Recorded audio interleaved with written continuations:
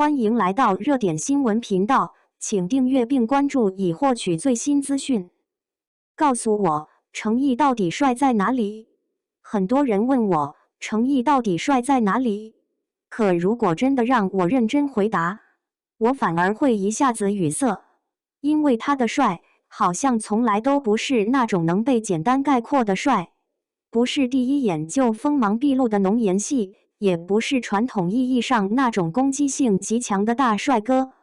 可偏偏越了解他，越会让人深陷其中，最后彻底出不来。我第一次真正注意到程毅，其实是在琉璃的剧宣时期。那个时候我甚至还没有开始追剧，对他的了解几乎为零。第一眼看到他时，我脑子里只有一个想法：这个男孩子怎么这么嫩？他当时给人的感觉特别白净，皮肤很白，整个人清清爽爽的，眼神又很干净，看起来像刚20出头的小男生。那时候我甚至下意识把他归类进了小鲜肉行列，而我一直都不太容易喜欢比自己小太多的男演员，所以当时也只是觉得他长得不错，并没有真正上头。结果后来真正去看了琉璃，才发现事情完全不对劲。雨思凤这个角色太有杀伤力了，那种隐忍到极致的深情，那种明明受尽委屈却依旧不肯放弃的执着，还有10生10世之谓吾热一颗心的爱意，被程毅演得太真实了。尤其是他的眼神戏，真的特别厉害。很多情绪他根本不需要用力表达，只是安安静静地看着对方，观众就已经会忍不住跟着心疼。那个时候我喜欢上的其实还不是程毅，而是思凤。后来因为太喜欢这个角色，我才开始去搜演员本人，结果一搜才发现，原来我早在青云志的时候就见过他了，只是当年完全没有意识到。更意外的是，他其实跟我年纪差不多，根本不是什么年纪很小的小鲜肉。可真正让我彻底陷进去的，其实是后来的沉香如屑和莲花楼。尤其莲花楼播出之后，我真的很长时间都走不出李莲花这个角色。他把李莲花那种历经沧桑后的淡然与温柔演得太有味道了，表面上云淡风轻，甚至总带着几分懒散和玩笑感，可眼底却始终藏着看透世事后的疲惫与遗憾。那种轻描淡写里的破碎感，真的特别戳人。于是很多人开始像我一样，从角色一步步考古到演员本人，然后就会发现，程毅真的是一个特别神奇的人。别人考古明星，挖出来的可能是黑料、争议或者翻车现场，可考古程毅，画风永远特别离谱，不是被他笑死，就是被他虐哭。有时候是他社恐到手足无措的样子，有时候是他说话慢吞吞又特别认真的模样，有时候又会看到他一路走来的经历，从默默无闻的小演员，到如今被越来越多人认可，他其实走了很长很长的一段路。很多人只看到他现在的人气，却不知道他曾经熬过多少无人问津的日子，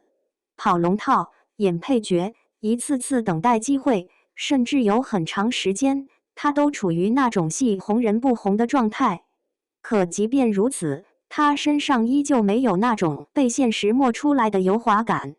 这是我后来越来越喜欢他的原因。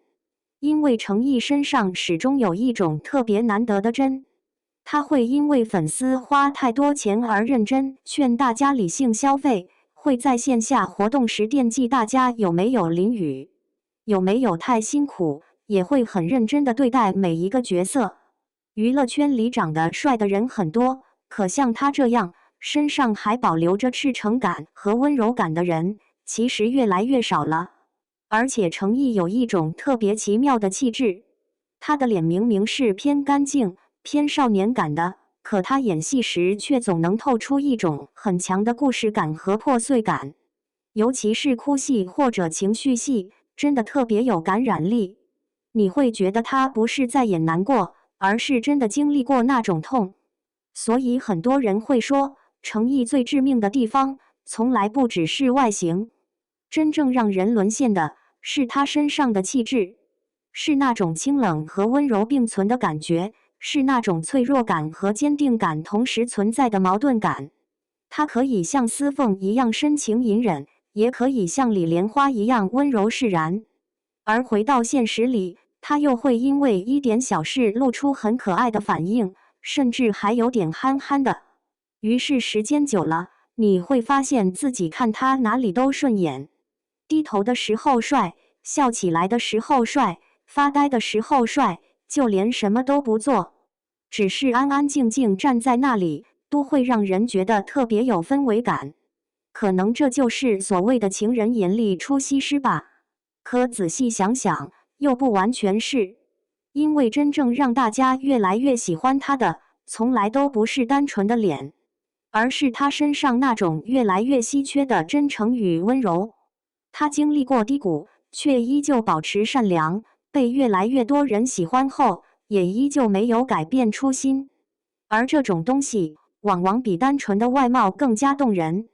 所以，如果一定要问程毅到底帅在哪里，那我大概会说，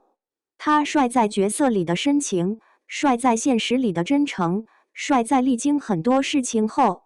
依旧保留着少年般干净的眼神，更帅在他明明已经足够耀眼，却依旧温柔谦逊，没有丢掉那颗最珍贵的真心。